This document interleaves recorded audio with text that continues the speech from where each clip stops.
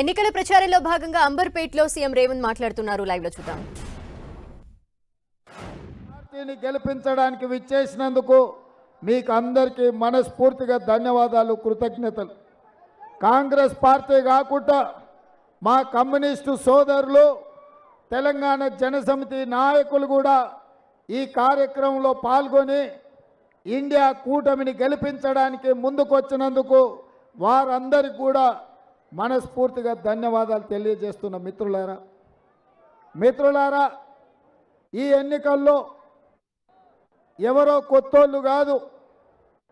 ఈ అంబర్పేట శాసనసభ నియోజకవర్గం నుంచి 3 సార్లు ఎమ్మెల్యేగా, ఒకసారి ఎంపీగా, కేంద్ర మంత్రిగా ఉన్న పెద్దలు కిషన్ రెడ్డి గారి ఎన్నికల బరిలో దిగితే మిత్రుడు సోదరుడు ఆసిఫ్ నగర్లో తన రాజకీయ ప్రస్థానాన్ని మొదలుపెట్టి ఆ సార్లు ఎమ్మెల్యేగా, మంత్రిగా హైదరాబాదు నగరంలో గల్లీ గల్లీ, బస్తీ బస్తీ ప్రతి పేదోడికి అండగా నిలబడ్డ దానం నాగేందర్ ఇవాళ ఈ ఎన్నికల బరిలో దిగిండు. ఇవాళ ఈ ప్రాంత ప్రజలకు తెలుసు, కిషన్ రెడ్డి గారు ఉన్నంతకాలం ఆనాడు ప్రభుత్వం లేదని చెప్పిండు. ఈనాడు 10 ఏళ్ల నుంచి నరేంద్ర మోడీ గారే ప్రధానమంత్రిగా ఉన్నారు కదా, ఎందుకు అంబర్పేట బ్రిడ్జిని ఈనాటి వరకు పూర్తి చేయించలే? 2021లో హైదరాబాదు నగరంలో వరదలు వస్తే ఇటు ట్యాంక్ బండ్ నుంచి అటు మూసీ నది నుంచి నీళ్ళు వచ్చి పేదోళ్ళ బస్తీలల్లో మురికి నీళ్ళు వచ్చి ఇండ్లు తడిసిపోయి, టీవీలు గాలిపోయి, ఫ్రిడ్జ్లు పేలిపోయి, సైకిల్ మోటార్లు కొట్టుకపోయి, ఆటోలు నీళ్ళ మునిగితే అనా పైస కూడా ఈ పేదలకు ఇప్పించలే. ఇదే కాకుండా ఆనాడు వాళ్ళ పార్టీ అధ్యక్షుడు బండి సంజయ్ గారు వచ్చిండు, ఈ నీట మునిగిన బస్తీలను చూసిండు.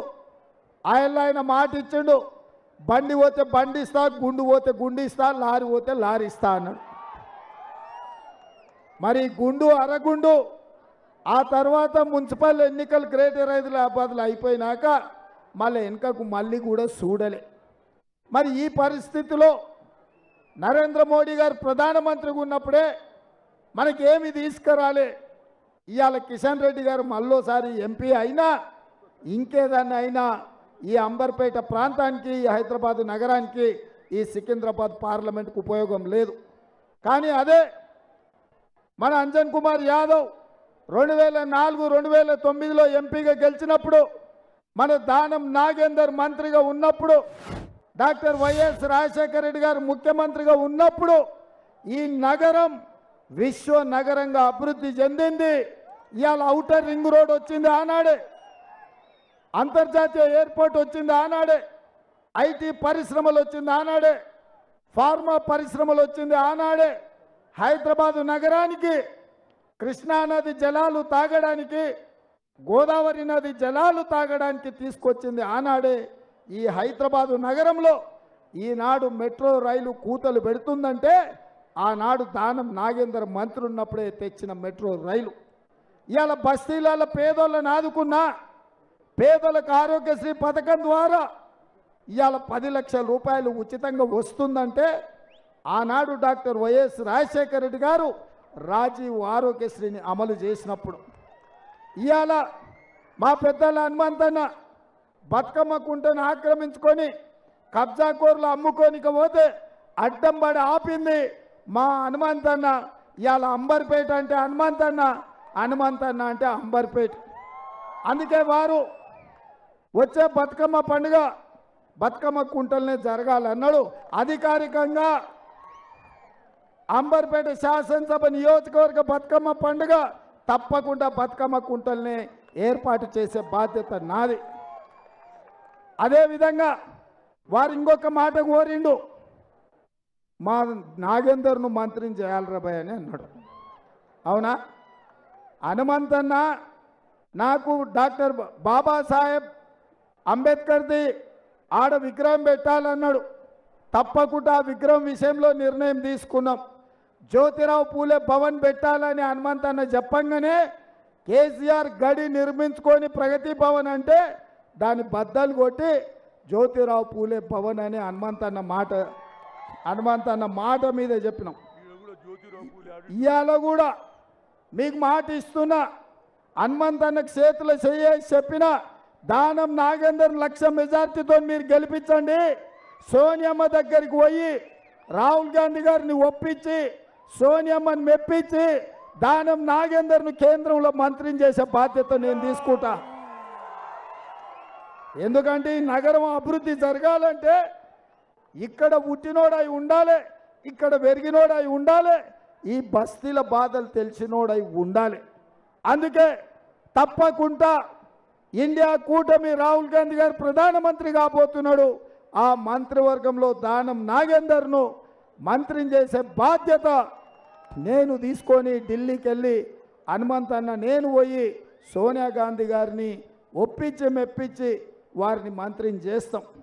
ఇవాళ మీరు సరే ఒక రకంగా బీజేపీ వాళ్ళ కథ అట్లుంటే నిన్న మొన్న వాళ్ళు బీజేపీ వాళ్ళు చెప్తున్నాడు మోడీ గ్యారెంటీ అని.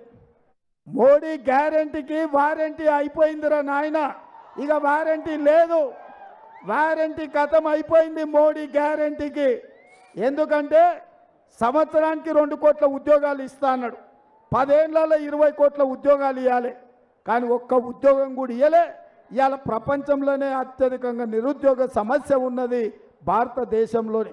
ఇదే కాదు, ప్రపంచంలో 125 దేశాలు ఉంటే అత్యధికంగా ఆకలి ఉన్న దేశాలు లెక్క పెడితే 111వ దేశంగా భారతదేశం ఆకలి కేకలతోని ఆత్మహత్యలతోని ఉన్నదని ప్రపంచంలోనే భారతదేశానికి చెడ్డ పేరు వచ్చింది.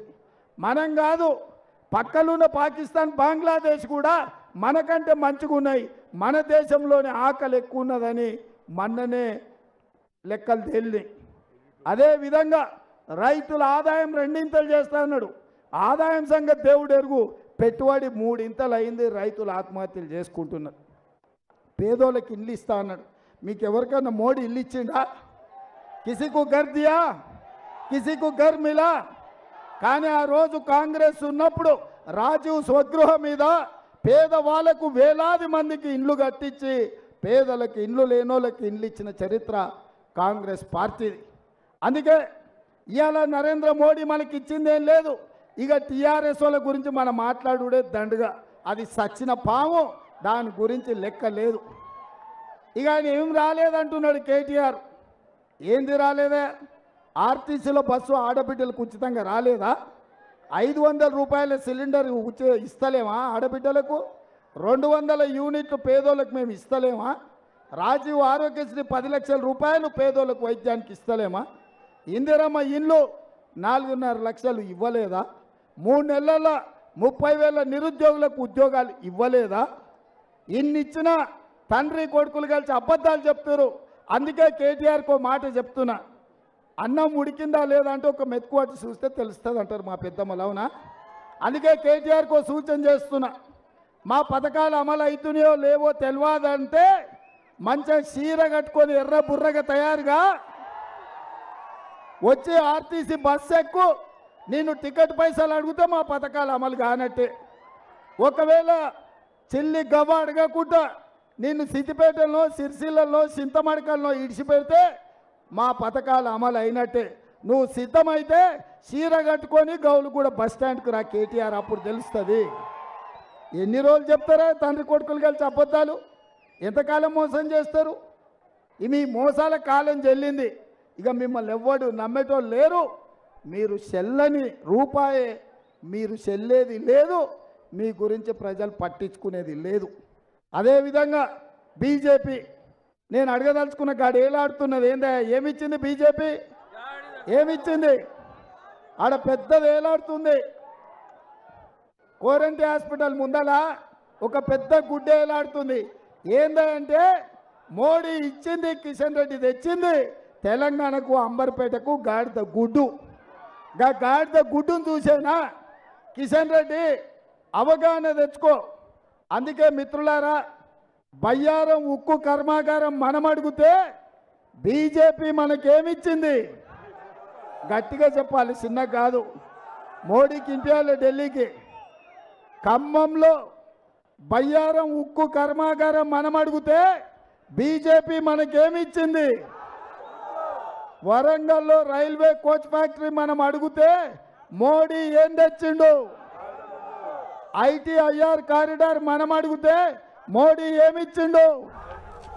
మెట్రో రైలు మనం అడిగితే